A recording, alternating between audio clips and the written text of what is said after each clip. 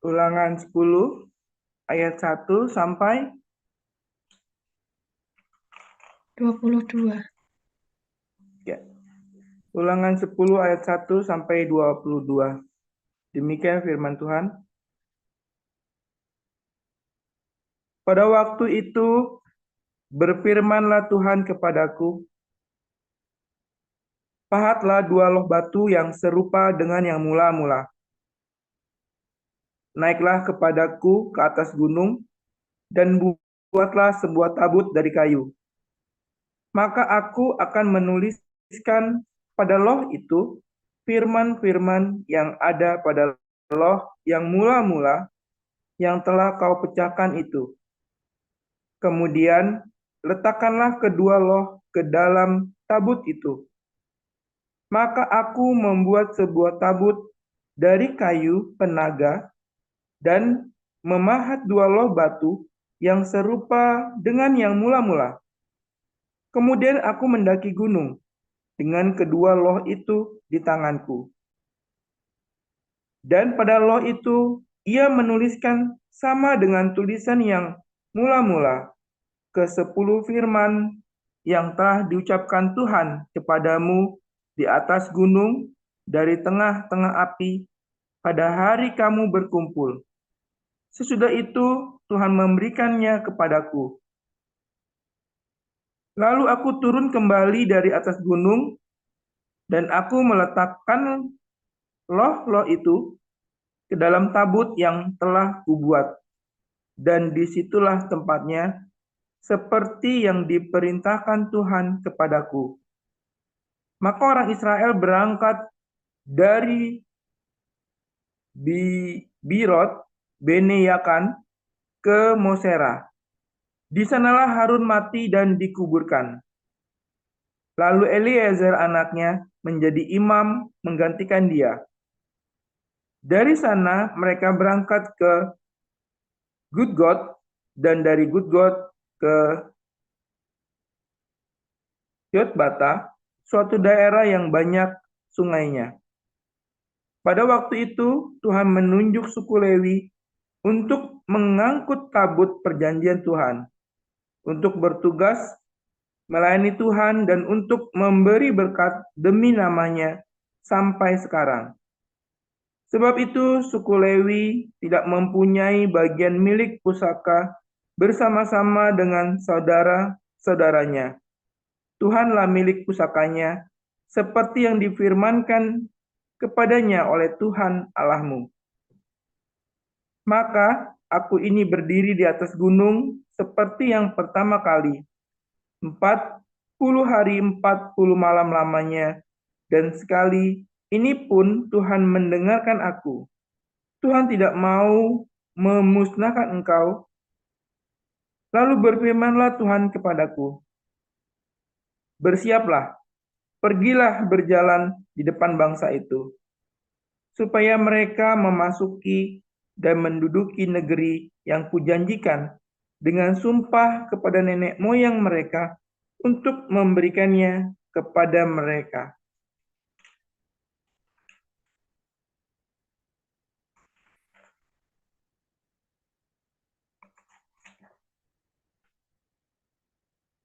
Maka sekarang, hai orang Israel, apakah yang dimintakan daripadamu oleh Tuhan Allahmu selain dari takut akan Tuhan Allahmu, hidup menurut segala jalan yang ditunjukkannya, mengasihi Dia, beribadah kepada Tuhan Allahmu dengan segenap hatimu dan dengan segenap jiwamu, berpegang pada perintah dan ketetapan Tuhan yang kusampaikan kepadamu pada hari ini, supaya baik keadaanmu.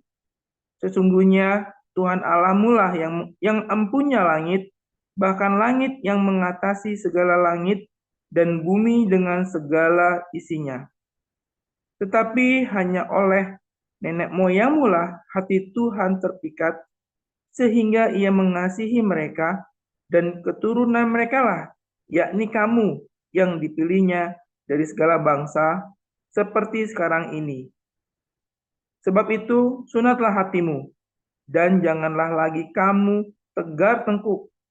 Sebab Tuhan, Allahmu lah Allah segala Allah dan Tuhan segala Tuhan, Allah yang besar, kuat, dan dahsyat, yang tidak memandang bulu ataupun menerima suap, yang membela hak anak yatim dan janda, dan menunjukkan kasihnya kepada orang asing dengan memberikan kepadanya makanan dan pakaian. Sebab itu, haruslah kamu menunjukkan kasihmu kepada orang asing, sebab kamu pun dahulu adalah orang asing di tanah Mesir. Engkau harus takut akan Tuhan Allahmu, kepadanya haruslah engkau beribadah dan berpaut, dan demi namanya haruslah engkau bersumpah.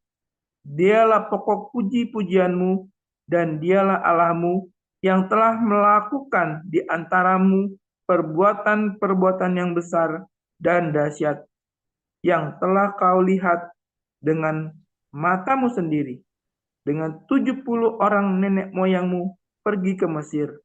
Tetapi sekarang ini Tuhan Allahmu telah membuat engkau banyak seperti bintang-bintang di langit. Demikian firman Tuhan. Silakan Bu Elia Pani. Ya, baik Ibu Anissa. 1 Petrus 1 ayat 1 sampai ayat yang ke-25. Dari Petrus, Rasul Yesus Kristus, kepada orang-orang pendatang yang tersebar di Pontus, Galatia, Kapadokia, Asia Kecil, dan Bitinia, yaitu orang-orang yang dipilih sesuai dengan rencana Allah, Bapa kita, dan yang dikuduskan oleh Roh supaya taat kepada Yesus Kristus dan menerima percikan darahnya. Kiranya kasih karunia dan damai sejahtera makin melimpah atas kamu.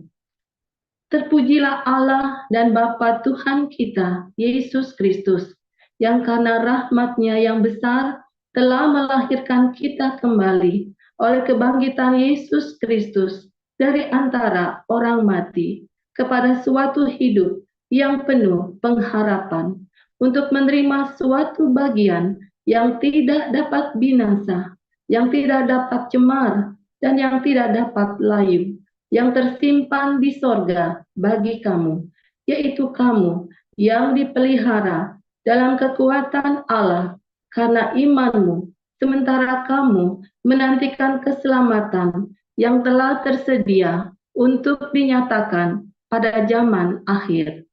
Bergembiralah akan hal itu, sekalipun sekarang ini kamu seketika harus berduka cita oleh berbagai-bagai pencobaan.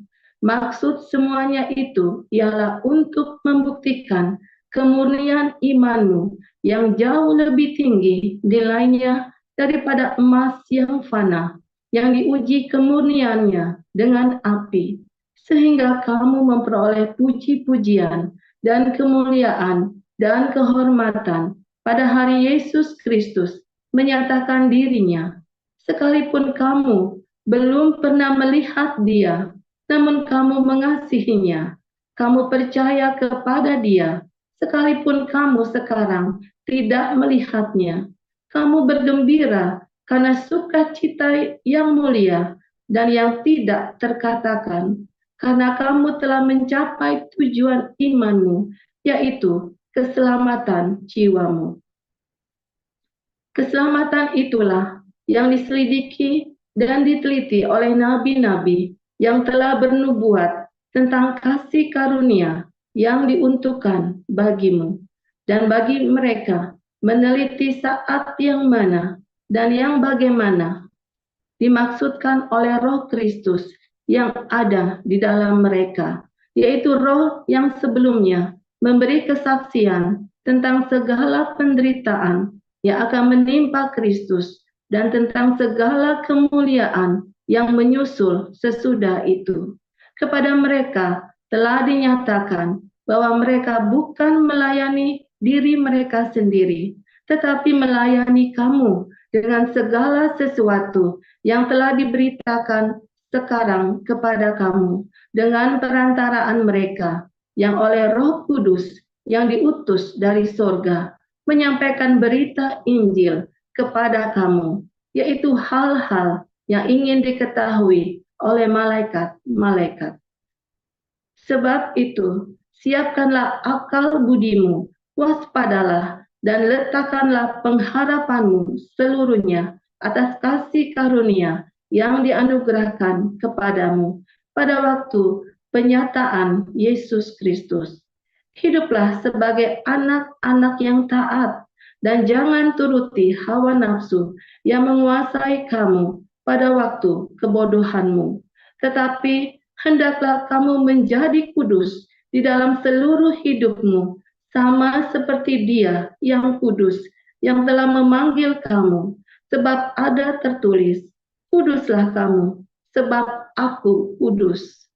Dan jika kamu menyebutnya Bapa, yaitu Dia yang tanpa memandang muka menghakimi semua orang menurut perbuatannya, maka hendaklah kamu hidup dalam ketakutan selama kamu menumpang di dunia ini.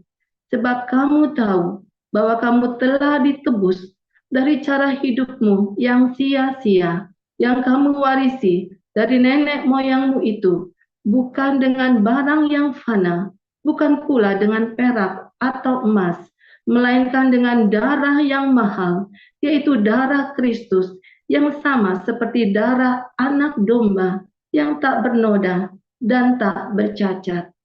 Ia telah dipilih sebelum dunia dijadikan, tetapi karena kamu baru menyatakan dirinya pada zaman akhir, oleh Dialah kamu percaya kepada Allah yang telah membangkitkan Dia dari antara orang mati dan yang telah memuliakannya, sehingga imanmu dan pengharapanmu tertuju kepada Allah.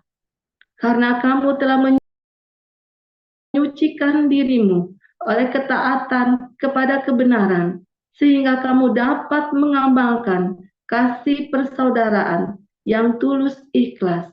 Hendaklah kamu bersungguh-sungguh saling mengasihi dengan segenap hatimu, karena kamu telah dilahirkan kembali, bukan dari benih yang fana, tetapi dari benih yang tidak fana, oleh firman Allah yang hidup dan yang kekal.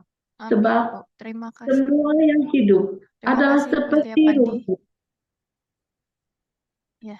Sampai ayat 25. Oh, ya. Semua yang hidup adalah seperti rumput, dan segala kemuliaannya seperti bunga rumput. Rumput menjadi kering, dan bunga gugur. Tetapi firman Tuhan tetap untuk selama-lamanya. Inilah firman yang disampaikan Injil kepada kamu. Demikian pembacaan Alkitab. Haleluya. Terima kasih Bu Elia Pandi dan Pak Akhrul Menik.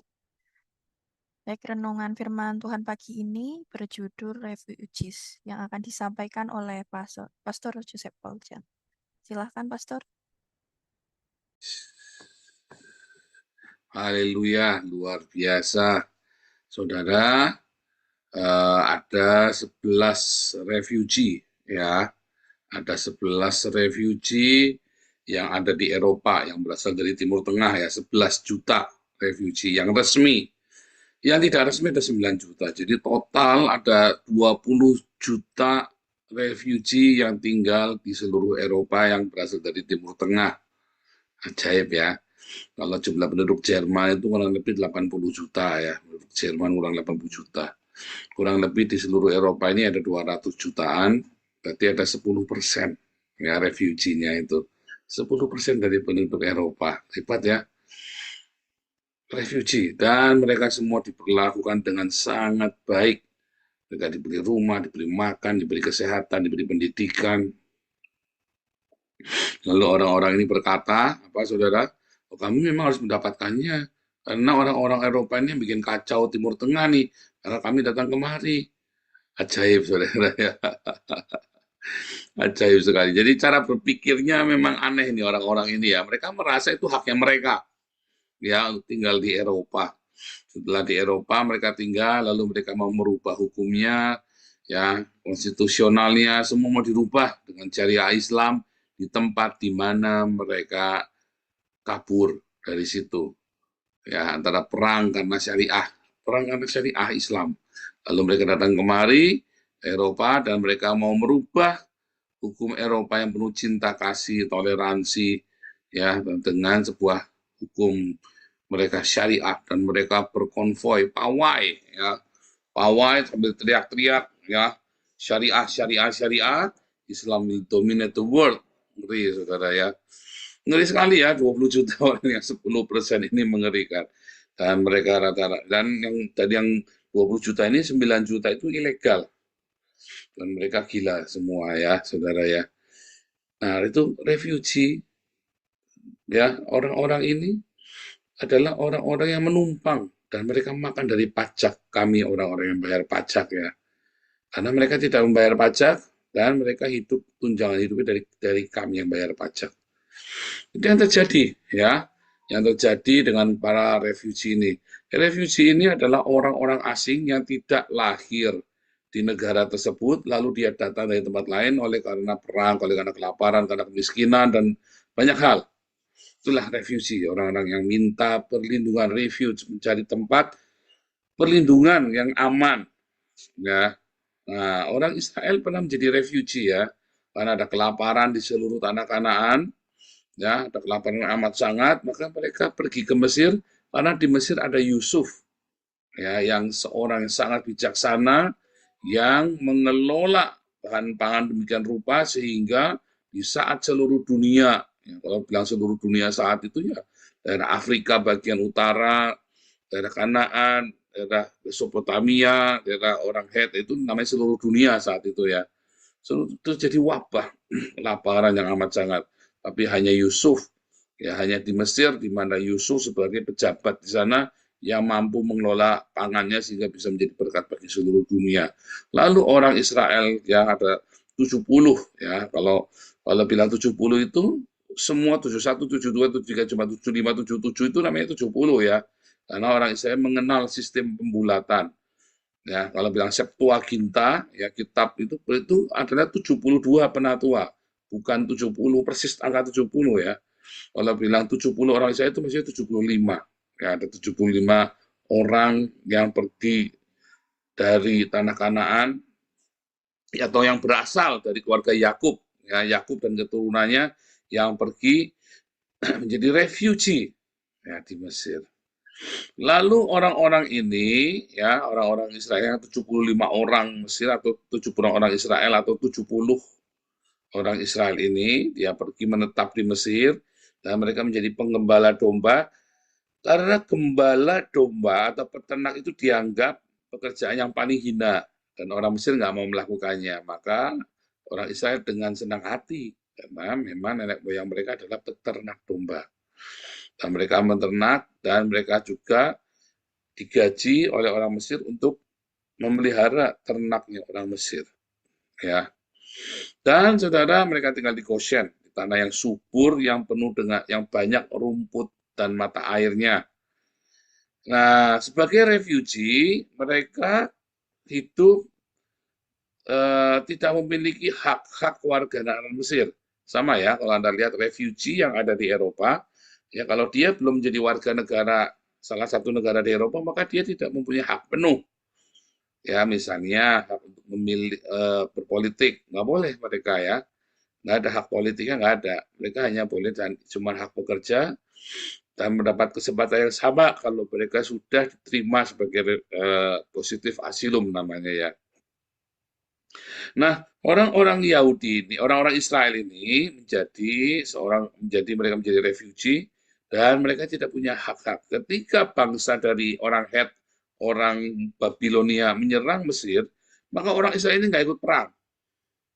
Ajaib ya, di zaman itu ada 2 perang besar, yaitu Mesir, bukan 2 perang ya, tiga ya, Mesir, orang Het itu sekarang di Turki ya, orang Hitit atau orang Het, lalu orang Mesopotamia, orang Babilonia, Mesir, Babilonia dan orang Het. 3 negara ini perang gitu. sorry saudara, satu lagi orang Kanaan. Ya, bangsa Kanaan lu hancur ya, bangsa Kanaan itu ya. Udah karu-karuan itu ya. Nah, 75 orang Israel ini nggak boleh ikut perang. Nggak boleh ikut perang. Karena mereka jadi refugee, mereka kehilangan hak politiknya, hak militernya mereka. Orang-orang Mesir nggak mau. Makanya lalu orang-orang Mesir ini menempatkan orang Israel di satu tempat dan mereka tidak bisa ikut perang. Sekalipun waktu itu orang Het pergi ke Mesir, perang di Mesir, sekalipun orang Kanaan pernah menyerang Mesir, sekalipun orang Babilonia menyerang Mesir, dan mereka bisa berperang satu sama lain empat bangsa ini. Dan orang Israel ini dia terlindung. Ya, mereka nggak ikut perang, mereka tidak ikut di dalam pemerintahan, mereka tidak menjadi tidak menjadi salah satu tentara dari salah satu negara tersebut. Tuhan peliharakan mereka sehingga mereka di dalam masa 430 tahun dari yang 75 ini jadi 2 juta orang, saudara. 600.000 lelaki katanya ya yang keluar dari Mesir. 600.000 laki-laki. Kalau satu laki-laki punya istri satu anak ya kali 3 saja kurang lebih 1.800.000 atau 2 jutaan ya. Sekitar 2 juta orang Israel yang keluar dari Mesir selama 430 tahun ya. Mereka berkembang biak dengan cepat sekali dari 75 orang jadi 2 juta orang. Dan mereka tiba-tiba keluar dari Mesir beramai-ramai, bayangin. Tiba-tiba 2 juta orang keluar dari Mesir. Wah, zaman itu populasi Mesir tuh paling cuma 30 jutaan saja, saudara. Lalu kalau 2 juta orang keluar itu kelihatan langsung sepi, nggak ada yang ternak lagi tuh mereka tuh. Makanya panik sekali tuh ya ketika ditinggal oleh orang Israel itu. Saudara, kita tidak akan lagi cerita tentang prosesnya refugee itu seperti apa. Tapi saya cerita bahwa ternyata ya dari Israel ya dia mengungsi dan Musa pun kabur karena takut mau dibunuh sama Firaun. Dia jadi refugee di tanah Midian. Siapa lagi? Yakub, saudara, asal usulnya Yakub itu lari dari rumahnya Abraham, dari rumah bapaknya dia lari ke Haran, ya dia jadi refugee di sana. Siapa lagi refugee, saudara? Abraham. Abraham sendiri juga refugee, dia lari dari kejaran Nimrod. Ya, Abraham itu musuhnya Nimrod ya. Jadi dulu panglima perangnya Nimrod, lalu Abraham itu lari dari Mesopotamia, dia pergi ke Haran, lalu dari Haran dia pergi ke Kanaan, dia refugee. Siapa lagi? Daud. Daud pernah menjadi refugee di negaranya orang Filistin ketika dikejar-kejar sama Saul. Siapa lagi saudara refugee? Yesus Kristus pernah menjadi refugee. Keluarga Yusuf, Maria, dan Yesus dikejar sama Herodes, maka mereka lari ke Mesir sebagai refugee. Banyak sekali orang pernah tokoh-tokoh di Alkitab mereka mengalami pernah menjadi refugee. Bahkan Elia pun menjadi refugee, saudara ya. Rasul Paulus pernah menjadi refugee. Dia lari ke tanah Arab ya waktu dikejar-kejar oleh orang-orang imam-imam itu karena dia murtad. Dia menjadi pengikut Kristus, dia murtad dari Yudaisme ya. Maka dia pun lari ya si Rasul Paulus ini menjadi refugee di Arab selama 3 tahun. Dan banyak lagi. Dan di zaman itu banyak sekali ya orang-orang Yahudi yang tinggal kemudian di tanah tadi yang disebut di Pontus, Galatia, itu daerahnya orang Turki ya. Sekarang itu daerahnya orang Turki. Mereka itu lari karena zaman itu Kaisar Nero itu begitu keras sekali ya menindas orang-orang Kristen dan orang-orang Yahudi. Lalu banyak yang lari ke sana. Nah, itulah banyak refugee-refugee. Kita semua, Anda dan saya pun refugee ya. Saya lari dari Indonesia, dituduh lari, padahal saya nggak lari ya. Tetapi permohonan suaka saya adalah suaka politik. Dan saya adalah refugee di sini. Sehingga saya tahu persis apa yang dialami oleh refugee, saudara. Ya, yaitu intinya semua refugee sama. Kami kehilangan hak politik kami, saudara ya. Intinya itu sama, kami kehilangan hak politik kita. Jadi kita harus di mana tanah dipijak, langit dijunjung. Kita harus ikutin sistem yang ada di dalam tersebut supaya kita survive di sini. Ya, tetapi di satu pihak tadi Petrus berkata apa, saudara? Kamu tuh harus hidup benar di tengah-tengah orang non-Yahudi, di tengah-tengah ini orang-orang Yahudi ya yang sudah menjadi Kristen, hidup benar di tengah-tengah orang Yahudi supaya orang-orang ini bisa menjadi saksi, menjadi berkat. Intinya adalah kemarahan ya orang Eropa ini sama refugee ini baik-baik saja. Yang menjadi tidak baik karena refugee ini kurang ajar, saudara ya. Tidak mau menjunjung tinggi hukum negara Eropa. Makanya marah orang Eropa ini sama refugee ini. Mulai ada gerakan mengusir ya, bahkan di tempatnya Yume apa yang diusir yang cuma refugee nggak boleh lewat perumahan di Wageningen ya. Di Wageningen itu ada satu di kota Wageningen itu ada kamp refugee. Itu sebenarnya camp itu kalau mau ke kota jalan cuma 10 menit jalan kaki, tapi ditutup, saudara. Orang Belanda marah karena refugee ini suka apa? Suka ngutil ya, suka nyuri sepeda, nyuri pakaian di situ ya, sandal. Jadi jengkel orang ini kan, suka nanti kalau ada taman dirusak gitu ya, suka buang sampah sembarangan. Jadi itu dari camp pengungsi ke itu hanya 10 menit ke kota itu, untuk jalan mereka kudu muter 1 jam, saudara. Nggak urusan, mereka marah karena mereka tidak menjunjung tinggi, tidak menghormati. Orang-orang Yahudi bagaimana? Orang Yahudi disayang sama orang Mesir, makanya orang-orang Yahudi dimanapun mereka bisa diterima, saudara. Sampai terjadi kebencian terhadap orang Yahudi karena orang Yahudi ini kaya raya. Ya, saudara, ya. Karena kaya raya. Apa yang membuat orang itu benci sama orang Yahudi? Cuma satu, orang Yahudi itu nggak ada yang miskin, saudara. Ajaib ya. Tidak ada satupun orang Yahudi di seluruh dunia sampai hari ini, orang Yahudi kere melarat itu nggak ada, saudara. Ajaib ya, saya sampai hari ini juga ya, hebat sekali persaudaraan mereka ya selama ribuan tahun ya. Ya ada sekitar 18 juta orang Yahudi di seluruh dunia ya. Dan tidak ada satupun yang melarat, karena setiap kali ada yang miskin, ya pasti akan ada orang Yahudi lain yang menolong mereka. Dan orang-orang ini dilatih, kalau kamu Yahudi, kamu kudu bekerja keras. Kalau kamu kerja keras pasti tak modalin. Sih manusia nggak ada orang Yahudi malas. Nggak ada, saudara. Anda lihat orang Yahudi malas itu enggak. Saya belum pernah lihat orang Yahudi malas. Orang Yahudi yang mengaku Yahudi ya, yang benar-benar masih memegang tradisi Yahudi. Makanya Anda saudara seluruh dunia orang Yahudi dibenci karena apa? Karena nggak ada yang miskin. Itu simpel sekali. Dan itu membuat bikin isu-isu tadi ya, dulu pernah saya ceritain ya, namanya blood libels ya, fitnah berdarah kepada orang karena kecemburuan. Orang Yahudi nama asal kaya raya. Nah, saudara, Rasul Petrus mengingatkan kepada kita semua, ya, Anda dan saya, kita semua adalah pendatang di dunia ini. Maka kita sebagai pendatang, jangan kita dibenci karena kita suka ngutil, jangan dibenci karena kita malas, jangan kita dibenci karena kita hidupnya tidak benar, karena kita merugikan orang. Tapi, ya, biarlah kita hidup benar dan kita menjadi berkat dimanapun kita berada. Masalahnya Anda dan saya, kita ini nggak tahu diri, saudara. Ya itu dia. Karena mungkin saya tidak tahu apa yang membuat Anda tidak berpikir bahwa kita adalah orang-orang percaya dan hidup kita harus jadi berkat. Entah apa yang membuat pikiran Anda berpikir bahwa ya Anda berhak untuk malas. Anda berhak untuk hidup serampangan. Kita ini refugee di muka bumi ini. Orang-orang Kristen itu bukan berasal dari dunia ini. Kita semua berasal dari sorga.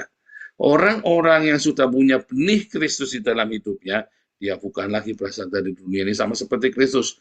Yesus berkata, aku bukan berasal dari dunia ini. Kita semua, begitu kita menjadi pengikut Kristus, kita punya benih-benih ilahi. Anda dan saya itu bukan berasal dari dunia ini. Maka orang akan mulai menilai hidupmu, saudara. Apalagi Anda mengaku Anda Kristen. Dan kemudian Anda hidupnya malas, hidupnya pengangguran, hidupnya tidak jujur, Anda hidupnya dalam kekerasan, Anda hidupnya, katanya orang Kristen. Coba saya lihat ya, kalau lagi di TikTok saya ngomong keras sedikit, wah itu ajaran kasih, itu ajaran kasih. Mereka memframing, ya, dan mereka tidak tahu kasih itu apa, saudara. Ya, kalau saya, karena saya ngerti, ya kan, kalau saya bilang saya dokter teologi, saya tahu apa itu kasih. Ya kamu nggak usah ngajarin saya tentang kasih. Tahu apa itu kasih. Kasih itu bukan seperti yang mereka pikirkan. Kasih itu bukan seperti yang kamu pikirkan. Ya, buktinya Yesus waktu ditempeleng, dia tanya, kenapa kamu tempeleng aku? Banyak pendeta-pendeta nggak mengerti ya, ditempeleng, terus ketakutan, saudara ya, terkencing-kencing. Saya mau mengasihi, padahal dia ketakutan. Bukan mengasihi, dia pecundang. Pernah diajarin ya, Kita ajarin tiap hari itu. Tetapi intinya saudara, Anda dan saya punya benih-benih milik Kristus. Ya, hendaklah hidup kita ini menjadi panutan. Hidup kita harus menjadi contoh. Jangan malas. Bekerjalah dengan rajin, yang jujur. Anda harus punya kredibilitas, kapabilitas. Anda harus punya integritas dalam bekerja setiap hari. Sebab ya Anda akan ditakar tiap hari. Begitu Anda mengaku Anda orang Kristen, langsung orang akan menakar hidup Anda. Serius, saudara. Saudara, ada satu pengusaha ya, yang saya kenal di Jawa Tengah dulu ya. Terus dia bilang, saya nggak mau cari orang gereja, Pak. Bukan orang Kristen ya, dia bilang orang gereja. Kalau orang gerejanan, Pak, nanti kalau KKR, ada KKR di gereja, dia nanti pulang jam 4 sore, Pak. Yang lain pulang jam 6, dia izin dulu. Katanya saya nanti mau jadi WL. Nanti kalau ada apa di gereja dikit, saya minta izin dulu, Pak ya. Saya malas banget ikut orang gereja. Karena nanti dikit-dikit dia izin. Apa saya tadi malam kecapean, Pak, KKR sampai jam 11 malam. Saya besok, saya terlambat bangunnya siang, jam 11 baru datang. Karena dia orang gereja.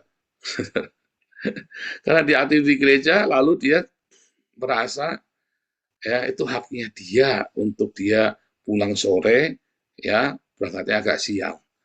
Dan akhirnya orang ini sering izin karena ada setiap kali ada acara di gereja, dia izin.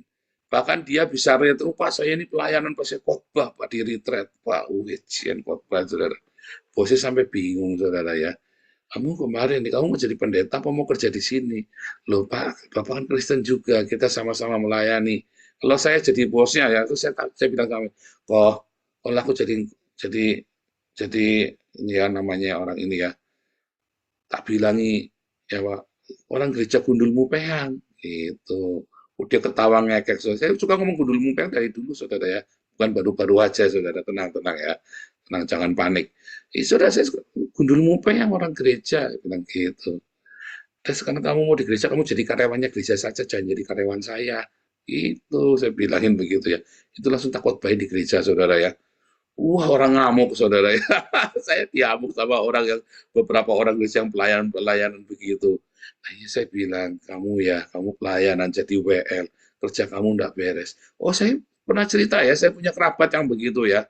Waduh saudara ganteng tinggi saudara ya. Wah khotbah di gereja rajin jadi WL jadi khotbah di gereja saudara. Tapi di rumah males saya minta ampun. Bangunnya siang jam 10, kita semua bangun jam 7 sudah pada mandi, udah bersih-bersih semua. Dia jam 10 baru bangun. Tadi malam saya pulangnya jam 12. Habis doa malam semalam suntuk pulang jam 4 pagi. Waduh, soal doa semalam suntuk, doa pagi, doa petang, doa puasa, doa Senin Kemis, doa macam-macam saudara ya. Wah, nggak mau kerja, sudah dipasarin kerjaan nggak ada yang beres. Anda ngamatin nggak orang-orang yang aktif di gereja itu seperti itu? Jadinya nyelei, saudara, orang begitu. Akhirnya kita jengkel, saudara ya.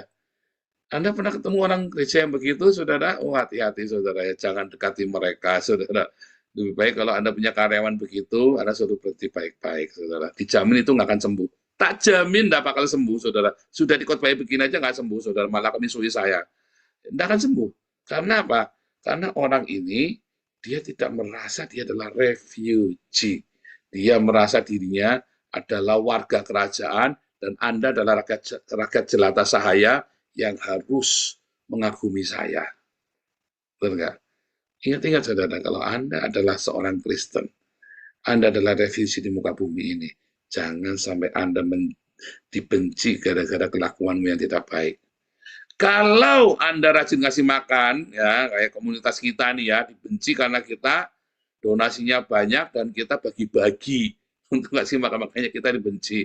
Ya, itu jangan cerita lain, ya kan? Tapi kalau Anda dibenci karena Anda ngorupsi donasi, ya itu jangan sampai.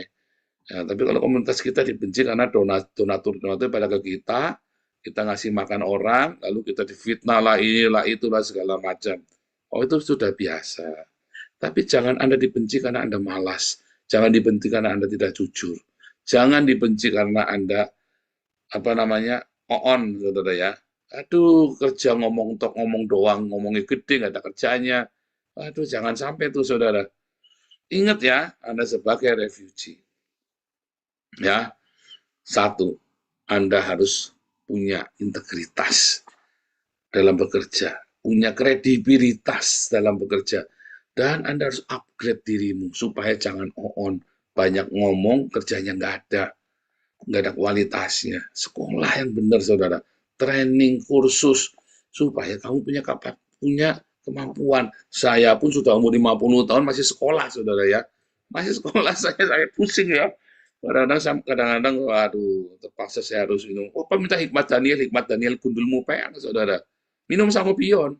Jangan ngewat, wah hikmat Daniel. Saudara, Anda jangan percaya begitu-begitu, saudara ya. Saya mah nggak percaya klinik-klinik. Oh, saya percaya mujizat. Tapi nggak begitu caranya.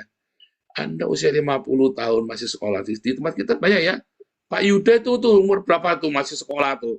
Ikut Hagios Bible College jadi mahasiswa saya tuh kan. Saya kagum sekali sama Pak Yuda ini ya, luar biasa. Ada satu lagi, Ibu Ginawati, itu mahasiswa tertua. Ibu Ginawati, siapa? Ibu apa? Ada satu lagi. Kita banyak, saudara, ya, udah tua-tua sekolah, saudara. Itu saya bilang ini luar biasa. Upgrade hidupmu, saudara.